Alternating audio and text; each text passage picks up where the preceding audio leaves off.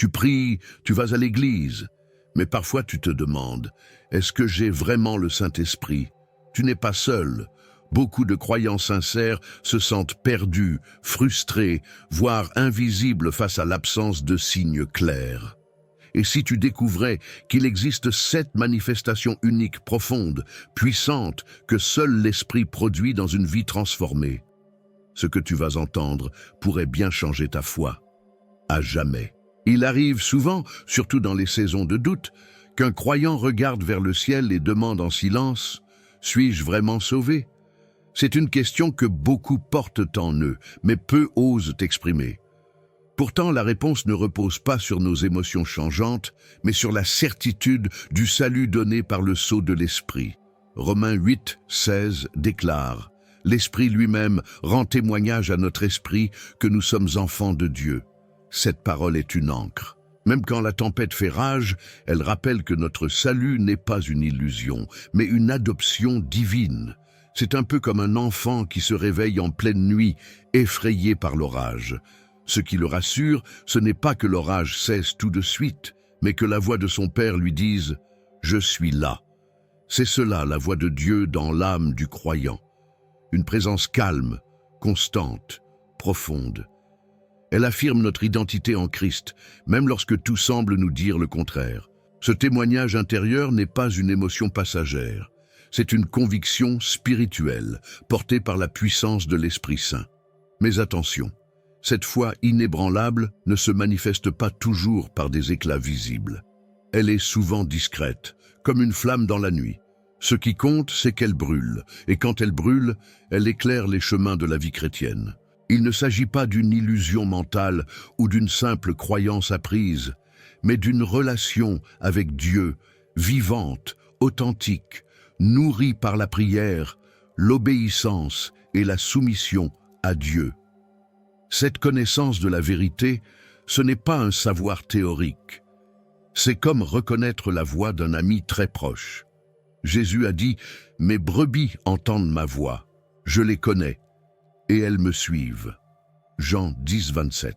C'est cette familiarité avec la présence de Dieu qui donne une certitude paisible, même quand les circonstances nous ébranlent. Ce sentiment profond que, quoi qu'il arrive, nous lui appartenons.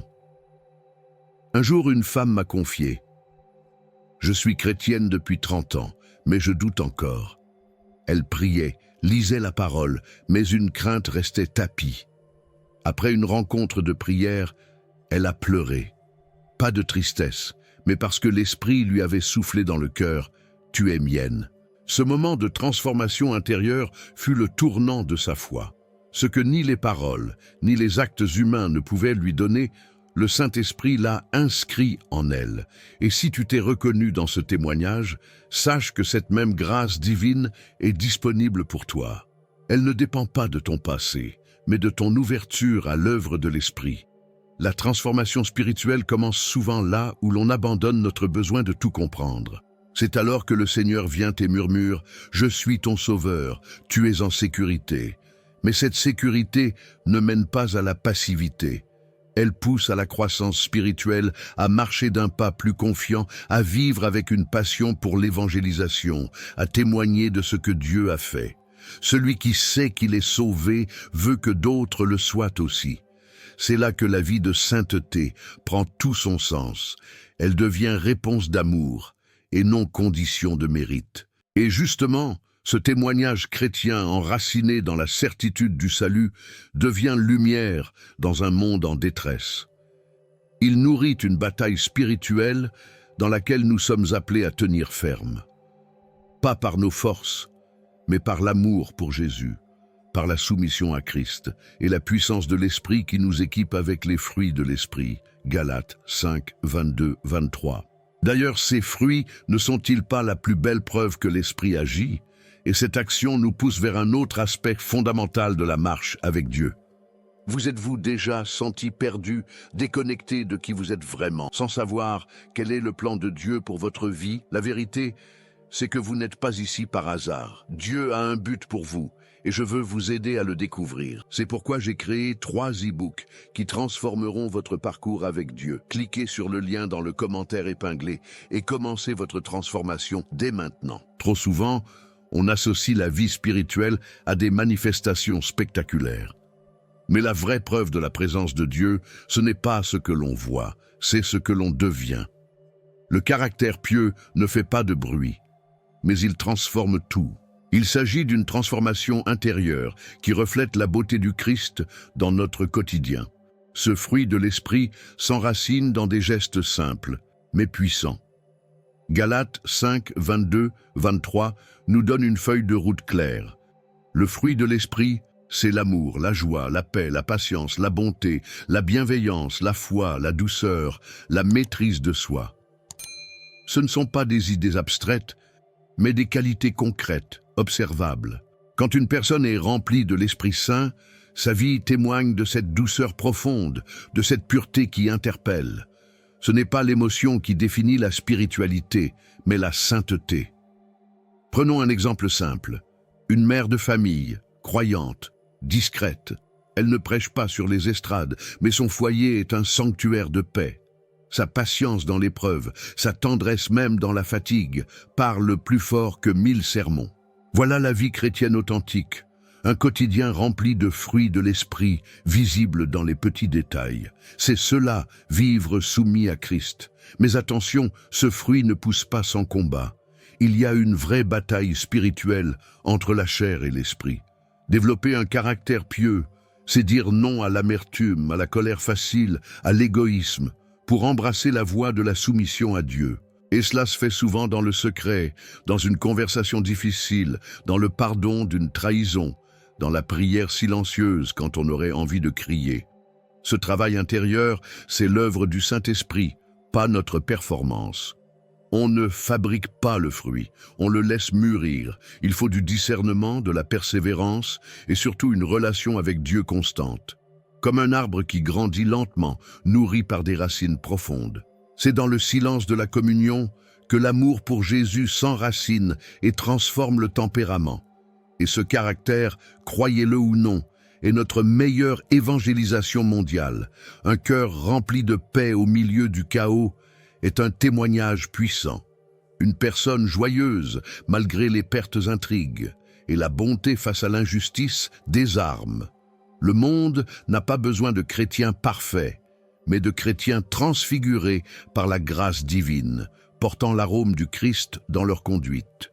Un homme me disait un jour, « J'ai été attiré à Dieu, non par un discours, mais par la manière dont un collègue chrétien gérait la pression sans jamais hausser le ton. » Voilà la sagesse divine incarnée. Quand l'esprit habite un cœur, il ne le laisse pas comme il l'a trouvé. Il y a un vrai renouvellement de l'esprit, visible, palpable. C'est ce qui crée une croissance spirituelle durable, et ce n'est pas réservé à une élite spirituelle. Chaque croyant est appelé à refléter le caractère du Christ. Cela commence par des choix simples, bénir plutôt que critiquer, écouter avant de répondre, se taire plutôt que blesser. Petit à petit, ces décisions tissent en nous une toile de vie de sainteté, pas parfaite, mais soumise à l'esprit. C'est là que se révèle notre identité en Christ. Alors oui, parler en langue ou exercer les dons spirituels, 1 Corinthiens 12 est merveilleux. Mais ce qui pèse le plus aux yeux du Père, c'est ce cœur modelé à l'image de son Fils. C'est sur ce fondement qu'il nous équipe pour la suite.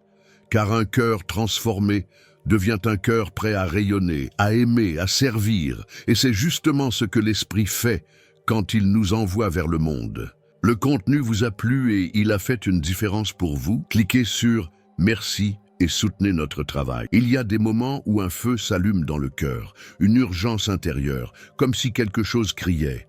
Il faut que tu en parles. Ce n'est pas du zèle humain, mais la puissance de l'Esprit Saint qui pousse à témoigner. Dans Actes 1, 8, Jésus promet « Vous recevrez une puissance, le Saint-Esprit survenant sur vous, et vous serez mes témoins. » C'est une conviction surnaturelle qui transforme les timides en messagers audacieux. Pierre en est l'exemple parfait. Celui qui avait nié Jésus devant une servante devient, après la Pentecôte, un prédicateur de feu. Qu'est-ce qui a changé? pas sa personnalité, mais la présence de l'Esprit. Voilà ce qu'est la transformation spirituelle. Une nouvelle audace, une foi inébranlable, une passion pour l'évangélisation. L'amour pour Jésus déborde et devient un fleuve qui arrose les cœurs desséchés autour. Et ce témoignage, ce n'est pas que sur une estrade. C'est dans une conversation entre voisins, dans un mot laissé à un collègue, dans une vidéo partagée avec prière. Le témoignage chrétien peut être silencieux comme il peut être proclamé haut et fort, mais il doit être authentique. L'engagement envers Christ ne peut pas rester caché longtemps quand l'Esprit agit. C'est plus fort que nous. Certaines personnes disent « je ne suis pas évangéliste ». Et pourtant, leur vie parle. Un regard compatissant, une parole remplie de sagesse divine, une écoute vraie, tout cela est évangélisation. L'Esprit Saint distribue les dons spirituels comme il veut, 1 Corinthiens 12, mais il donne à tous ce zèle pour témoigner. Car le monde attend de voir des cœurs brûlants, pas des doctrines froides. Imaginez un chrétien rempli de feu, mais enfermé dans sa routine, son confort. L'Esprit ne veut pas que nous soyons des réservoirs d'amour stockés, mais des canaux. Il équipe, il envoie, il secoue.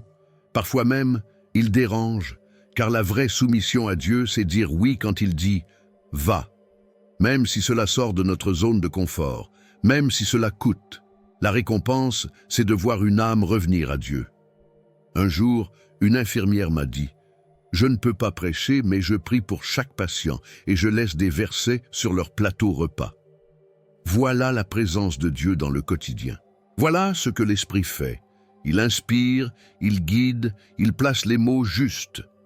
L'obéissance simple devient une mission divine. Et tout commence par une relation avec Dieu vivante, nourrie par la prière. L'évangélisation n'est pas un devoir pesant, c'est un fruit de l'Esprit. Elle jaillit d'un cœur qui aime Jésus plus que tout. Quand on aime quelqu'un, on ne peut pas s'empêcher d'en parler. Et quand on a goûté à la grâce divine, on ne veut pas la garder pour soi. C'est cela, la croissance spirituelle. Ne plus vivre pour soi-même, mais pour celui qui nous a sauvés. Cette passion ne vient pas d'une stratégie humaine, elle est attisée par le renouvellement de l'esprit. On commence à voir les gens autrement, non plus comme des étrangers, mais comme des âmes que Dieu aime. C'est ce regard transformé qui pousse à agir. Pas pour convaincre, mais pour aimer. Pas pour prouver, mais pour offrir.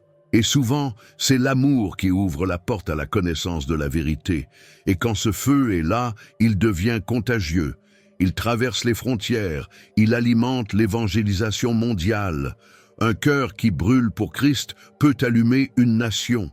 L'histoire de l'Église est remplie de croyants ordinaires rendus puissants par l'Esprit. Car l'Évangile n'est pas une théorie, c'est une identité en Christ qui se vit, se partage, se multiplie. Et ce zèle nous mène naturellement à un autre signe. Il y a quelque chose de fascinant dans le parler en langue. Cela semble mystérieux, presque surnaturel. Et pour beaucoup, c'est l'un des premiers signes associés à la puissance de l'Esprit Saint. Dans Acte 2, à la Pentecôte, les disciples se mettent à parler dans d'autres langues, et chacun les entend dans sa propre langue. Un miracle qui marque les débuts de l'évangélisation mondiale avec éclat. Mais ce n'est pas une fin en soi. Ce don n'est pas un badge d'élite spirituelle. Il fait partie d'un ensemble plus vaste, un corps de dons spirituels, 1 Corinthiens 12, où chacun a sa place. La Bible dit clairement que tous ne parlent pas en langue, mais tous peuvent être remplis de l'Esprit. Le danger, c'est de réduire la relation avec Dieu à une manifestation particulière et visible. Une personne peut parler en langue et pourtant manquer de fruits de l'Esprit. Et d'un autre côté, quelqu'un qui ne parle pas en langue peut manifester une vie chrétienne remplie d'amour pour Jésus, de discernement, de pureté et de soumission à Christ. Ce qui compte, c'est la présence authentique de l'Esprit, pas le spectacle. Le vrai test, c'est la transformation intérieure. Cela dit, ne rejetons pas non plus ce don. Le parler en langue est un outil puissant pour l'édification personnelle. Dans la prière, il permet à l'Esprit de prier à travers nous, même quand nos mots nous manquent. Il bâtit, il renouvelle, il élève. Beaucoup de croyants témoignent d'une croissance spirituelle accélérée à travers ce don. Mais cela reste un don, pas une preuve exclusive de salut. Un frère me racontait comment, dans un moment de grande détresse, il s'est mis à prier en langue, et une paix surnaturelle l'a envahi. Ce n'est pas la langue en elle-même qui a agi, mais la présence de Dieu qui se manifestait en lui. C'est cela, le sceau de l'esprit, une œuvre qui vient de Dieu et qui touche notre être profond.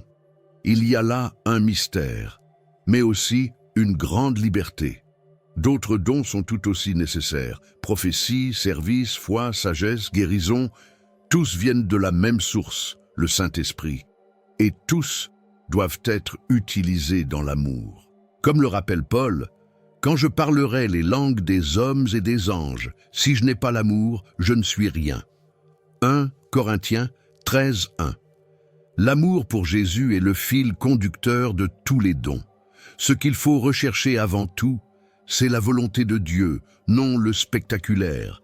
Certains reçoivent le don de langue dans un instant de prière intense, d'autres dans le silence de leur chambre, d'autres encore ne l'ont jamais expérimenté et vivent pourtant une foi inébranlable. L'Esprit agit comme il veut, quand il veut et à qui il veut. Notre part, c'est l'obéissance et la soif de sa présence.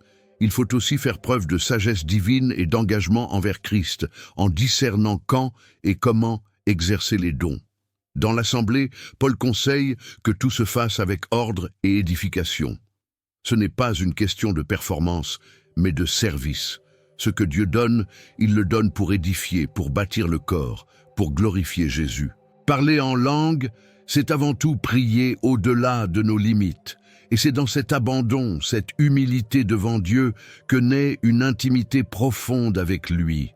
Le parler en langue est un chemin parmi d'autres vers une communion plus forte, un renouvellement de l'esprit, une prière fluide et libératrice, mais ce n'est qu'un volet du vaste tableau de l'œuvre de l'esprit. D'autres signes, plus silencieux mais tout aussi puissants, en disent long sur sa présence. Il n'y a rien de plus beau que de voir une personne tomber amoureuse de Jésus. Ce n'est pas une émotion passagère, ni une admiration distante. C'est une passion brûlante, enracinée dans l'âme, cultivée par la présence de Dieu. L'Esprit Saint, selon Romains 5,5, répand l'amour de Dieu dans nos cœurs.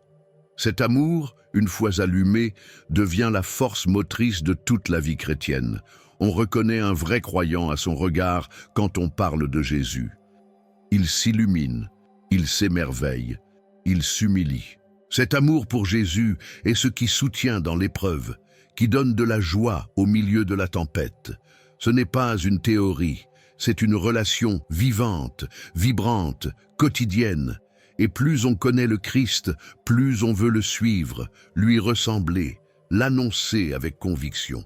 C'est l'amour, pas la peur, qui motive une vie de sainteté. Ce n'est pas « je dois obéir », mais « je veux lui plaire ». Comme un mari qui apprend à aimer les préférences de son épouse, le chrétien transforme son caractère, ses habitudes, par amour. Ce changement ne vient pas d'une pression extérieure, mais d'une transformation intérieure que seul l'Esprit Saint peut produire. J'ai vu un homme dur, froid, renfermé, fondre en larmes en entendant un chant sur la croix. Ce n'était pas de la faiblesse, c'était le fruit d'un renouvellement de l'esprit.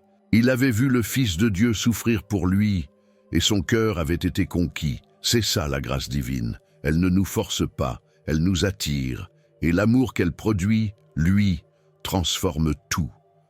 Plus tu aimes Jésus, plus tu détestes le péché. Pas parce que tu veux éviter l'enfer, mais parce que tu ne veux pas blesser celui qui t'a sauvé.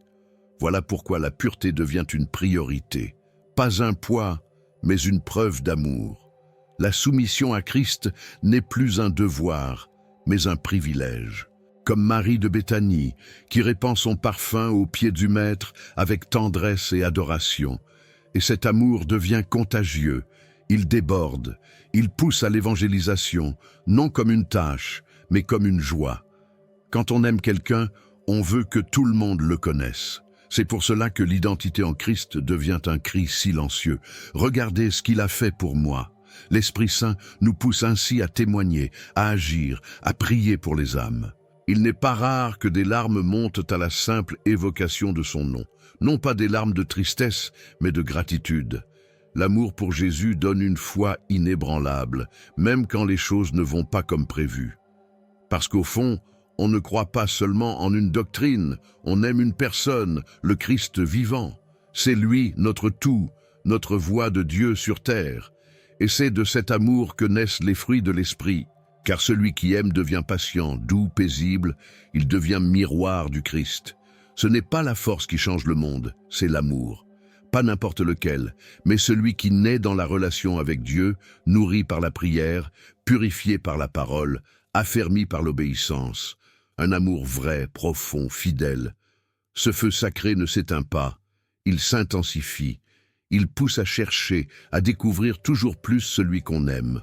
Et ce désir insatiable de le connaître davantage mène à une quête plus vaste encore, celle de la connaissance de la vérité, cette vérité divine que seul l'Esprit peut révéler. Il y a une faim dans l'âme humaine que rien ne peut combler, sauf la vérité.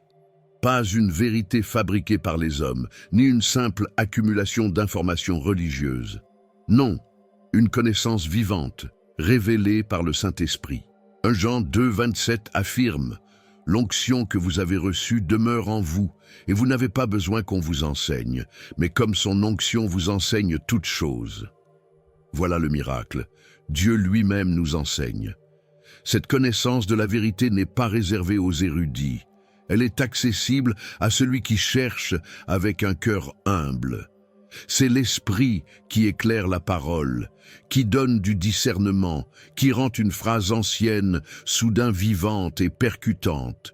Combien de fois un verset lu 100 fois devient soudain personnel, comme si Dieu nous le soufflait directement. C'est là que commence le renouvellement de l'esprit. J'ai connu une femme âgée qui n'avait jamais été à l'école. Pourtant, sa sagesse divine étonnait même les pasteurs. Elle lisait la Bible avec des larmes et disait « L'Esprit m'enseigne ». Son relation avec Dieu était profonde et sa compréhension de la vérité aiguisée. Voilà la promesse. Ce n'est pas le diplôme qui ouvre les Écritures, mais la présence de Dieu en nous.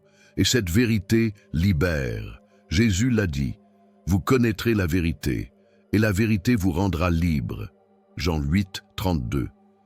Libre de quoi? Du mensonge, de la peur, des chaînes invisibles qui nous retiennent. La connaissance spirituelle n'est pas là pour nourrir notre ego, mais pour nous libérer de tout ce qui nous empêche d'être pleinement en Christ. C'est une transformation intérieure, radicale. Mais attention, la vérité révélée vient toujours avec une invitation à l'obéissance. Elle n'est jamais théorique. Quand Dieu révèle quelque chose, c'est pour qu'on l'applique. Et plus on obéit, plus l'Esprit révèle. C'est un cercle vertueux. L'engagement envers Christ se mesure à la manière dont nous recevons et vivons la vérité. Elle devient chair, elle prend racine. Un frère témoignait « J'ai prié pour comprendre un verset et j'ai senti une voix me dire « Commence par le mettre en pratique ». Voilà l'essence de la connaissance vivante. Ce n'est pas un cours magistral, c'est une école d'humilité. La voix de Dieu n'est pas toujours spectaculaire, mais elle est toujours claire pour ceux qui sont attentifs. C'est dans le silence que la vérité se dépose. Et plus on grandit dans cette vérité, plus notre identité en Christ devient claire. On comprend pourquoi on est là, ce qu'on vaut, ce qu'on porte. Cela produit une foi inébranlable, car elle est ancrée non dans les circonstances, mais dans la révélation divine.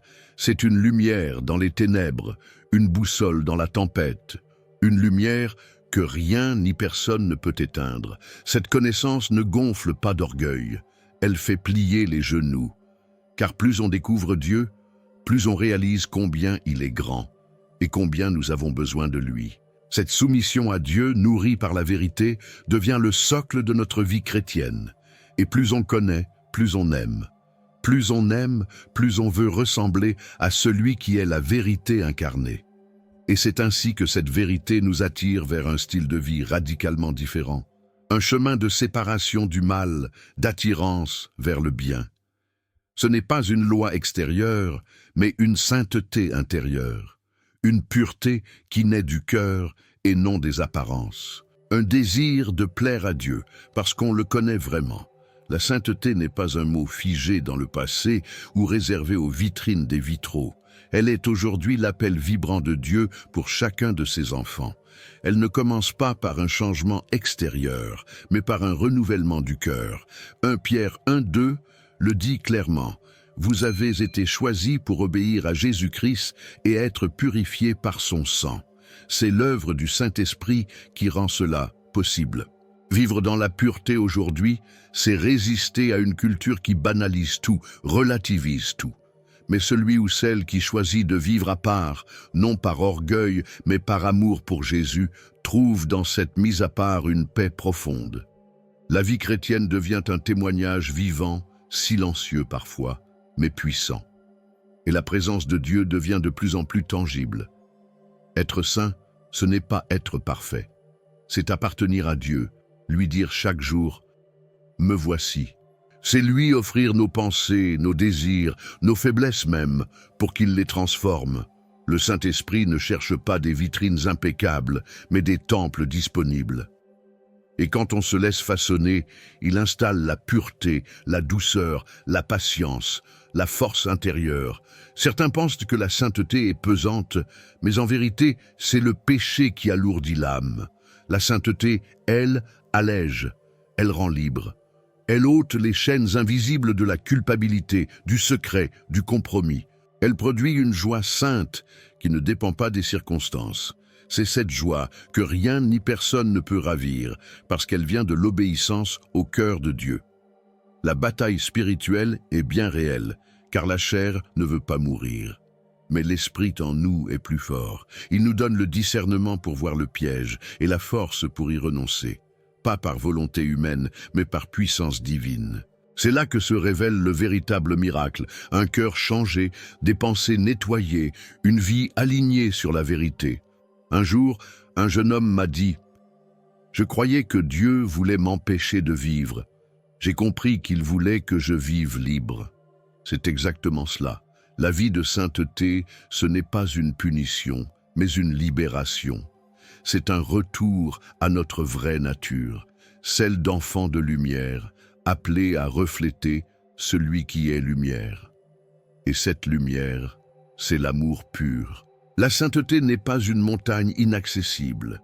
Elle se conquiert pas à pas, jour après jour, dans les choix quotidiens, dans les petites renonciations, dans les victoires secrètes. Le Saint-Esprit ne nous laisse jamais seuls dans cette marche. Il nous porte, il nous corrige, il nous relève. Et chaque pas dans cette direction nous rapproche de notre destinée éternelle. Dieu ne cherche pas des gens irréprochables, mais des cœurs honnêtes. Des âmes qui disent « Seigneur, je tombe, mais je me relève avec toi ». Car la grâce divine ne couvre pas le péché pour l'ignorer, mais pour le guérir. La sainteté, alors, devient le fruit d'une vie réconciliée, restaurée, en paix avec son Créateur. C'est l'expression la plus profonde de l'identité en Christ. Vivre dans la sainteté, c'est vivre pleinement. Ce n'est pas renoncer à la joie, c'est la retrouver à sa source. Ce n'est pas fuir la vie, mais l'embrasser avec vérité, courage et clarté.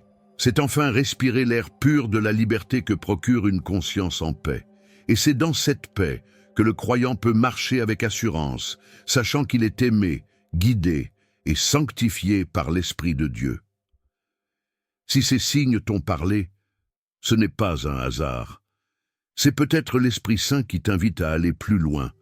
Ne te contente pas d'écouter, vis cette transformation.